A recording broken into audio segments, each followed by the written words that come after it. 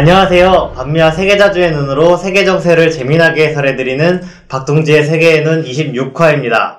네, 박동지님이 나와 계십니다. 안녕하십니까. 네, 안녕하세요. 그러면은 3대 뉴스 3위부터 시작해봅시다. 예, 3위는 과격의 끝은 어디?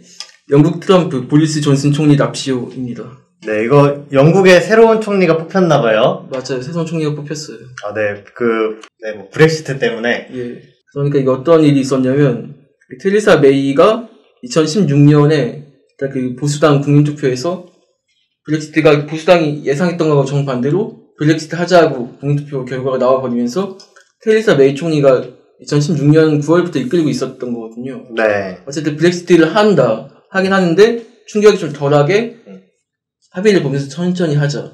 이게 메이 총리의 생각이었는데 그게 다 가로막혔단 말이죠. 네. 그래서 뭐 자기 정당 보수당 안에서도 가로막히고 야권 노동당에서도 뭐라고 하고 그러는 와중에 이도 저도 안 되니까 그러면서 사퇴를 하게 된 겁니다. 6월 말 7월 초 사이에. 네. 근데 그렇다고 해서 총선을 새로 치르진 않았어요. 이원 내각제이다 보니까 보수당 당수가 총리인 건데. 네. 그리고 나서 거의 한 달이 지난 7월 23일에 보수당 당원을 대상으로 한 보수당 대표 선출 투표가 있었습니다. 네. 거기에서 이 보리스 존슨 전 외무장관이 당선돼가지고 새로운 영국 총리가 된 겁니다. 보리스 존슨을 두고 영국의 트럼프다라고 하셨는데 좀 어떤 사람인가요? 일단 이 사람이 전 외무장관 출신이고요. 네. 굉장히 구설수가 많았습니다. 어떤?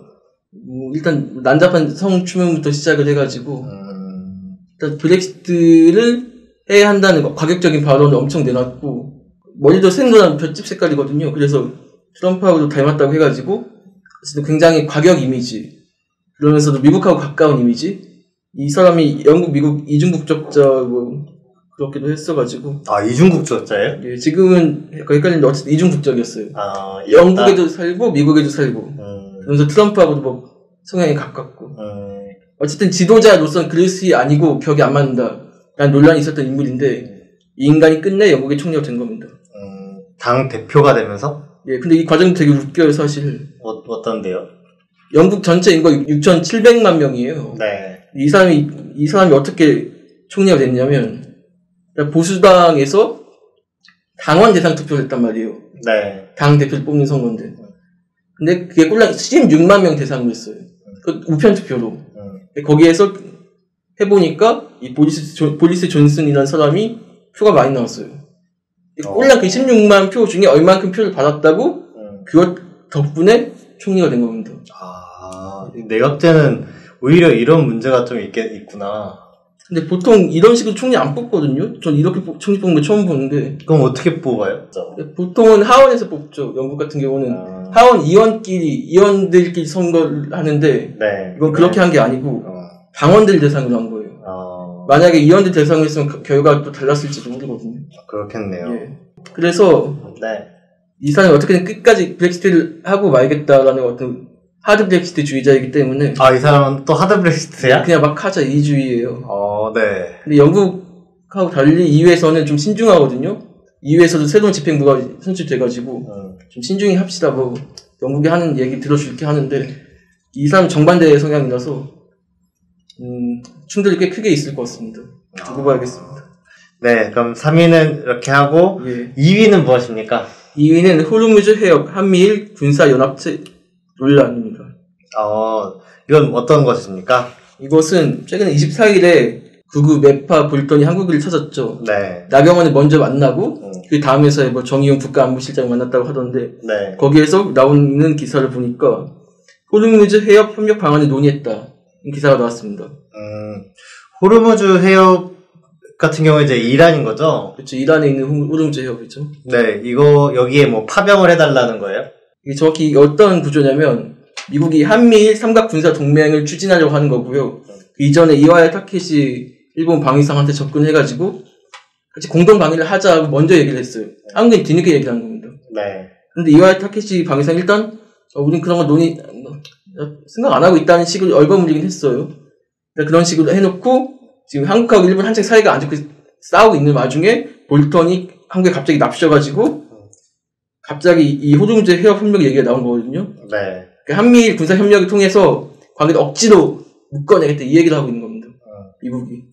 그래서 어쨌든 이것은 문재인 정부 측에서는 약간 달갑지 않아 하는 입장을 보이고 있어요. 그런 거고 논의 안 하고 있다는 식으로 얘기를 하면서도 정 얘기가 들어오면 그 호르무즈 해협 근처에 있는 창해부대 그 인원을 좀 파견한 용의가 있다 이런 식으로 보도가 나오기도 하던데. 네. 어쨌든 이것은 이란에 지금 한창 전쟁 분위기를 띄우고 있잖아요. 거기에 또 한국하고 일본, 인도태평양 전략에 따라서 끌어들이고 미국이 이스라엘을 과시하는데 한국과 일본을 활용하겠다는 겁니다. 이런 상황에서 한국과 일본이 싸우고 있는 상황에서 그래서 이 호르무즈 해협에 이 자위대와 한국과 미군이 동시에 함께 공동 방위를 한다는 그 발상 자체가 미국이 자위대를 군대를 인정한다는 것과 다름이 없는 겁니다. 애초에 자위대가 여기 파병이라고 해야 되나? 그걸 해도 되나? 돼요. 아, 그래요? 이게 2015년 일본에서 안보법제라고 하는 게 통과가 됐어요. 그래서 평화헌법을 해석 변경이라는 걸 했습니다, 아베가. 그것도 미국의 뜻에 가까웠던 건데. 그래서 미일 동맹, 집단적 자위권의 개념으로 보면은 네. 미국이 위험할 때 동맹인 일본이 도와도 된다. 미국이 공격받아야 될 위협이 생기면 일본이 자국에 대한 공격으로 간주하고 공격을 해도 된다. 네. 이런 식으로 이렇게 편법을 써가지고 억지로 가능하게 만들어놨습니다, 아베가. 아니 근데 호르무즈 해협은 미국이 아니잖아. 미국이 아니죠. 미국이 사실 이런 압박하러 간 건데 왜 이게 가능하나? 억지 부리는 거예요. 애초에 자위대 존재 자체가 위헌이다고 주장하는 일본 헌법학자들도 많아요. 자위대 존재 자체가 위헌이에요, 사실. 그죠. 억지로 그냥, 예. 뭐 전력을 보유하지 않게 돼 있던 것 같은데. 억지로 그냥 밀어붙이는 겁니다, 그냥. 자위대가 뭐, 호르무즈 해협이든 어디든 밖에 나가면은 일본은 좋아할 거 아니야. 엄청 좋아하죠.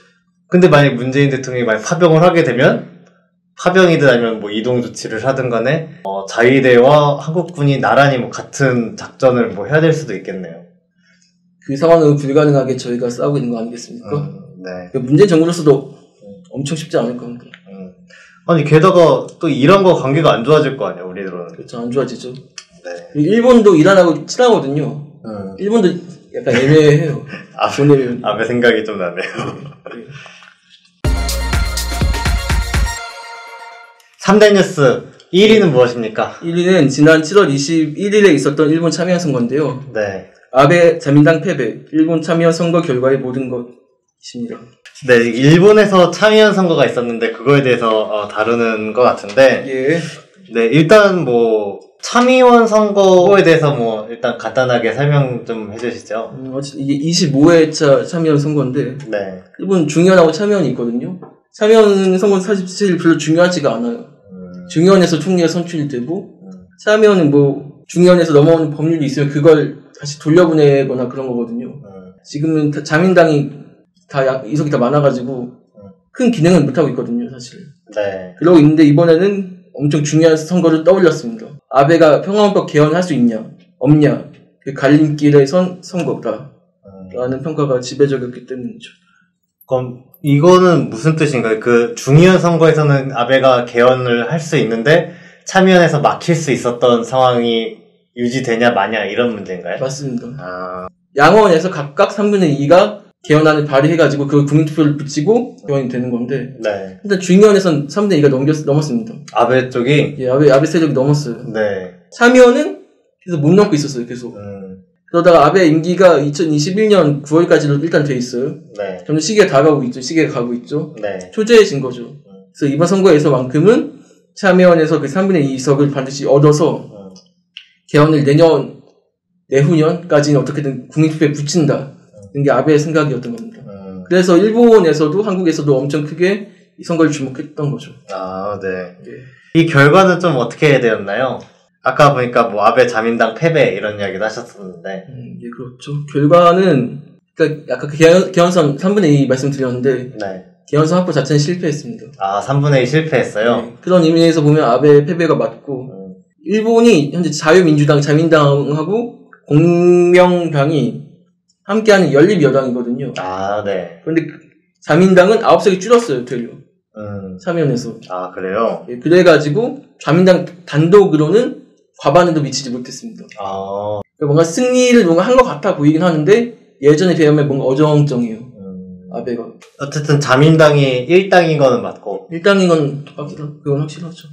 참여선거가 6년마다 뽑아요. 근데 특이한 게 3년에 한 번씩 절반씩 갈라치기를 하는 거예요. 그런 구조인데 이번 선거에서는 총 245석 중에 164석을 얻으면 164석이 되면은 그 개헌안 발의가 가능한 3분의 2가 되는 거죠. 근데 어떻게든 더해봐도 161석이 나오는 거죠. 아니면 160석이라고 분석을 하는 데도 있고 4석이 부족한 거예요. 네. 그래서 이대로는 개헌할 수가 없게 됐어요. 근데 3석, 4석 정도인데 뭐 약간 입헌민주당? 뭐 이런 다른 데서 이렇게 아베 손을 들어주는 이런 표가 나올 가능성은 없나? 있어요. 있어요? 그게 문제인 겁니다. 아, 그래요? 이게 국민민주당이라는 당이 있어요. 네. 예전에 2009년 때 일본 민주당에서 분열해가지고 떨어져 나온 당이거든요. 네. 우익 성향이 좀 가까워요, 이 당이. 그래가지고 아베가 선거 끝나자마자 또 했던 얘기가 이 국민민주당 여러분들하고 함께하면 된다는 식으로 이렇게 손을 잡자고 얘기를 하고 있거든요. 이들의 설득이 통한다고 하면은 아베의 야역이 실현될 수도 있는 거예요. 아베가 온전한 승리는 미치지 못했지만 큰 이석을 압도적으로 차지한 건 사실인데 그러면서도 입헌민주당이라고 제1야당이 있거든요. 네. 입헌이라고 하는 그 당명 자체가 헌법을 세운다. 그러니까 평화헌법을 지키겠다는 그런 의지를 담은 당명이거든요. 아, 그래요? 그래요. 그래서 제1야당이 입헌민주당인데 그 이전 선거에서보다 2배 이상, 2배 가까이 이석을 얻었습니다.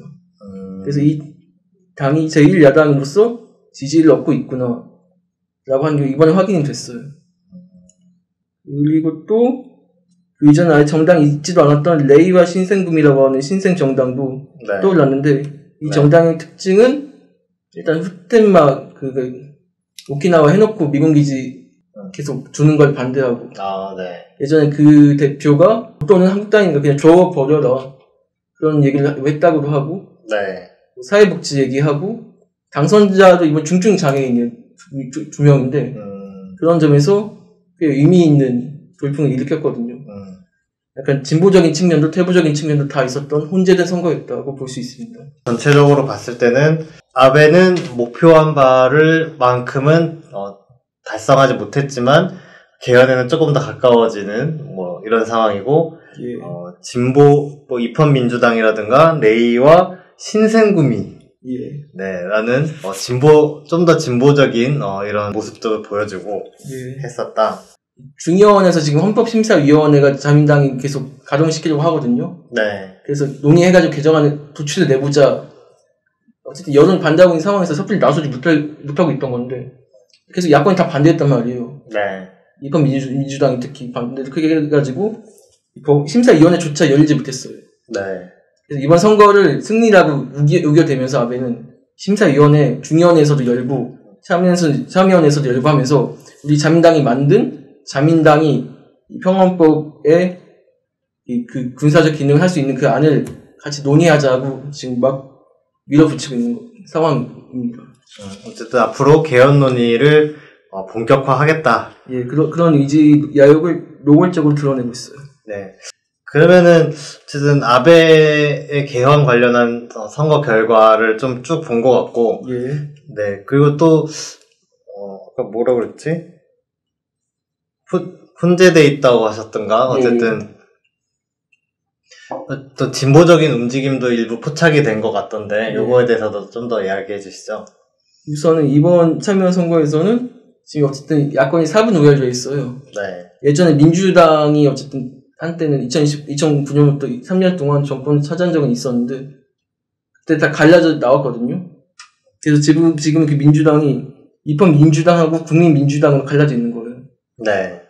이 둘을 합쳐야 당세가 자민당에게 절반 될까 말까 한데 되게 뭐 갈라져 있는 상황이죠. 근데 여기서 주목을 받을 만한 건 이 진보 혁신 성향이 강한 입헌민주당이 제1야당으로서 일본 국민의 선택을 받았다는 점이라고 할 수 있겠습니다. 거기서 의석이 늘어난 거죠? 의석이 늘어난 거죠. 예전에는 자민당 연정하는 공명당이 2당이었거든요. 입헌민주당이 위로 올렸었다는 점에서 의의가 있다고 볼 수 있습니다. 퍼센티지를 봐도 입헌 민주당이 15.81%로 또 2위를 받았어요. 이 점에서도 입헌 민주당에 대한 어느 정도 기대감이 확인되는 대목이라고 할 수 있습니다. 입헌 민주당도 그렇게 크게 자신감이 있다는 생각이 들진 않아요. 제가 봤을 때도. 뭐 어떻길래 그렇습니까? 이번 에다누 유키오라는 사람이 대표예요. 네. 이 사람이 한 얘기를 제가 들어봤거든요. 그 중요한 선거에서 모든 지역구에서 후보를 낼 수는 없다는 식으로 표정이 약간 어두워지면서 그런 얘기를 했습니다. 아, 그래요? 예. 그만큼 조직력이 약하다라는 게 스스로 인정한 거예요. 승리, 정권 교체 그런 걸 바라지도 않는다. 이런 걸 단정 지은 거거든요, 스스로. 후보를 낼 수도 없으니. 예, 조직력 자체가 워낙 지금 뭐 무기력하네요. 예, 무기력한데 그러면서도 예전에는 야권 연대가 안 됐어요. 입헌 민주당이나 사회민주당이나 공산당, 레이와 신생구미가 이번 선거에서 진보 성향 정당이라고 할 수 있거든요. 아베를 밀치기 위해서라면 우린 할 수 있다라고 하면서 연대가 이루어진 겁니다.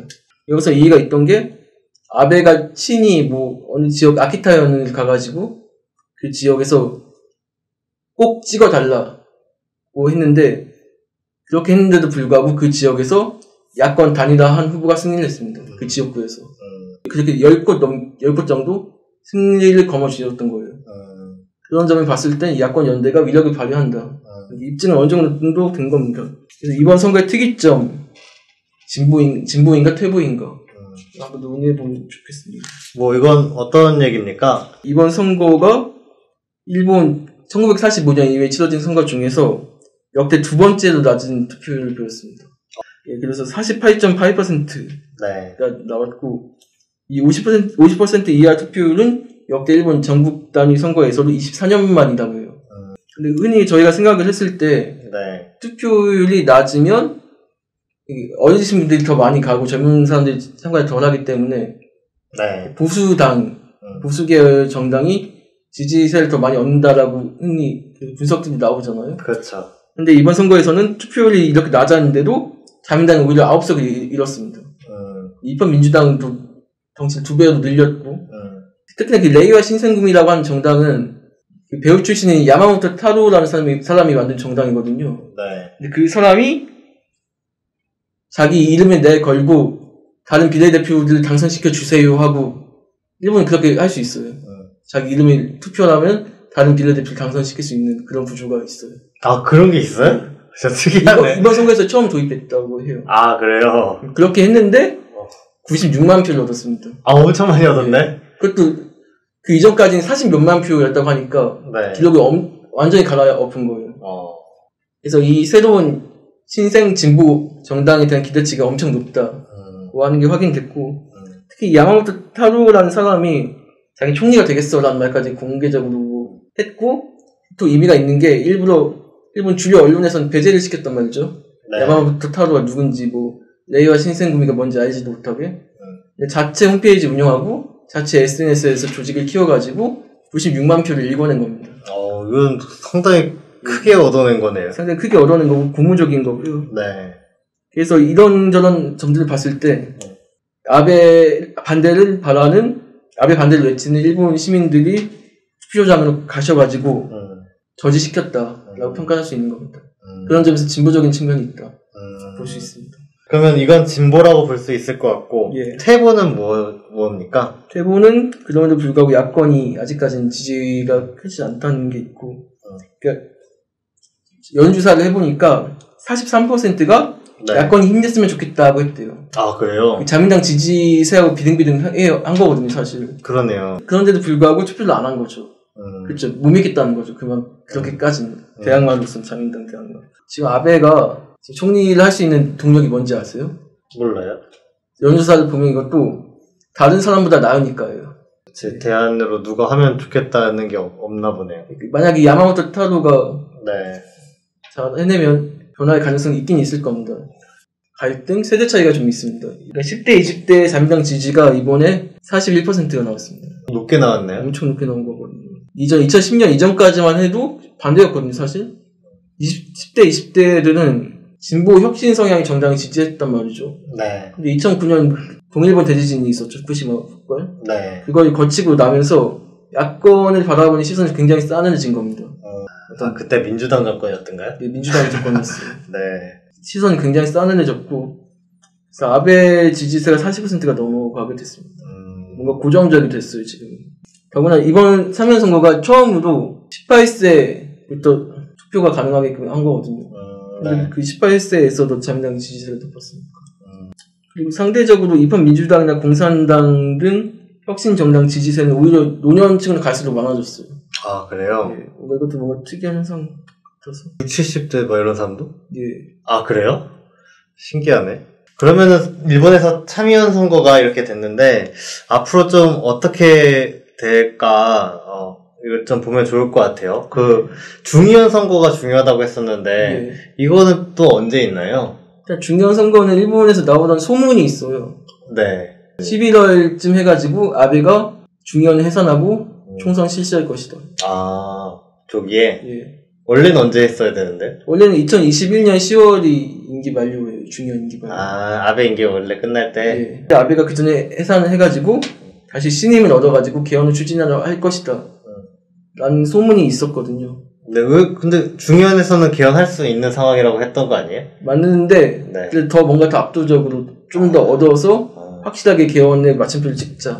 이게 아베의 생각이었던 건데 네. 일단 아베는 뭐 당장은 중의원 선거는 없을 거다라고 최근에 얘기를 하긴 했어요. 네. 그래서 다른 선택지는 배제할 수 없다면서 약간 애매하게 말꼬리 흘리면서 그런 얘기가 있었는데 어쨌든 이번에 중의원 참여한 양쪽 둘 다 개헌서 확보를 위해서 아까 국민민주당 말씀도 드렸는데 네. 노력을 많이 할 거고요.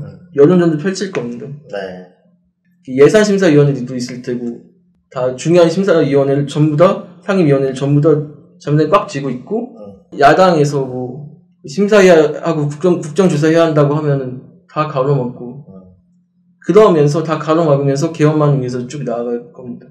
한국 대리기도 계속 하겠죠.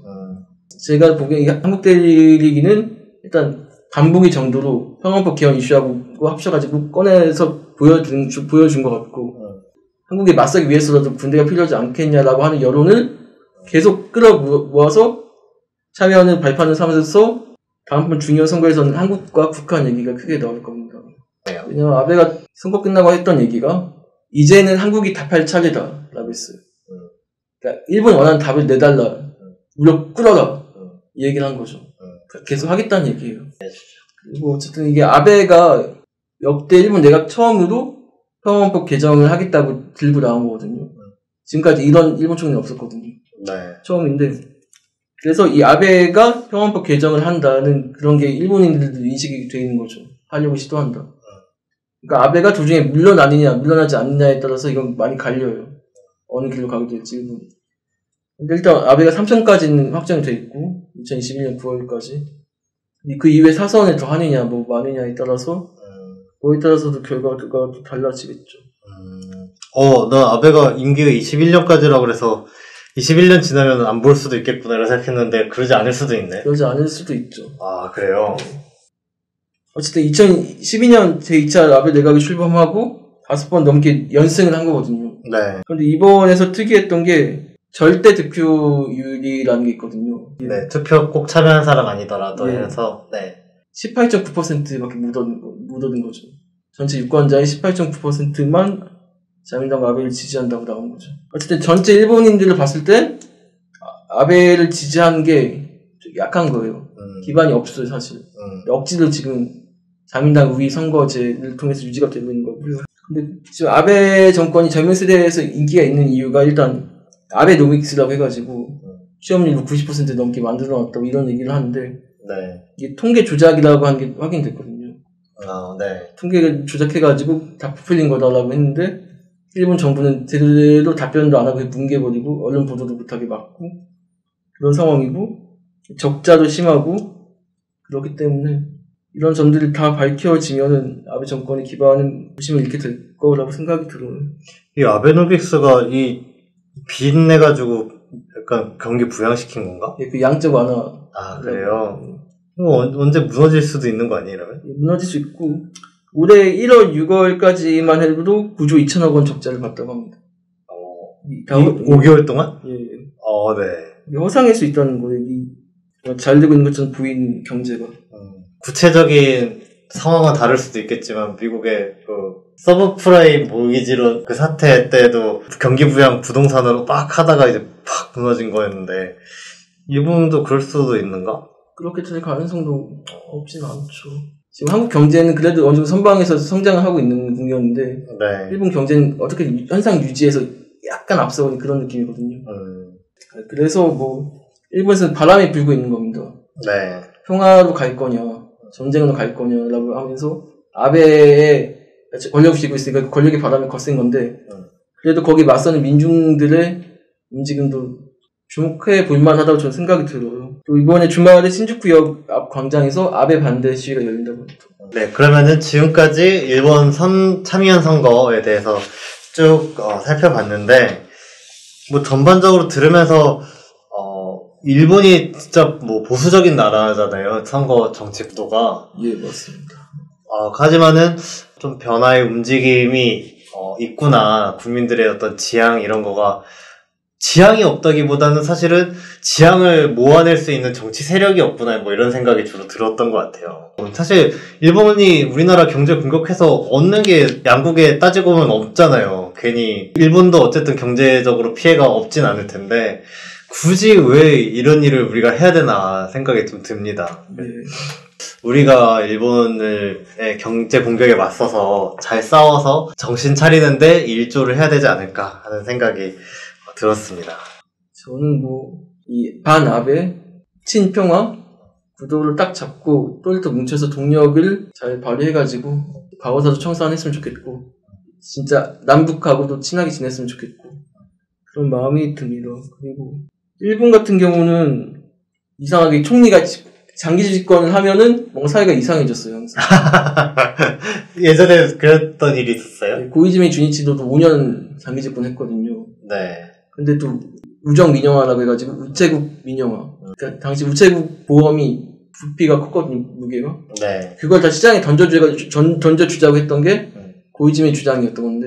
네. 그게 먹혀 가지고 선거에서 이겨가지고. 아, 그래요? 5년 해먹은 거거든요. 고이즈미가. 네. 근데 아베가 그때 그 밑에 있었거든요. 근데 지금 아베가 또 그 고이즈미를 추월해서 역대 최장수 총리가 되려고 하고 있거든요. 예전 같은 경우 1년, 2년 다 단임했거든요. 다 내각이 정권이 다. 그러다 보니까 이번에 장기 집권이 이어지고 있는 상황에 하지만 그래도 아까 신주쿠에서 열리는 그 아베 반대 시위도 말씀드렸고 레이와 신생구미 같은 돌풍을 일으킨 사례도 있고 하니까 지금 갈림길에 딱 서 있잖아요. 평화냐 전쟁이냐. 그래서 평화를 선택할 것이다 라고 믿습니다. 네, 이렇게 해서 세계에는 26화를 마치도록 하겠습니다. 다음 주 27화에서 다시 찾아뵙겠습니다. 감사합니다. 고맙습니다.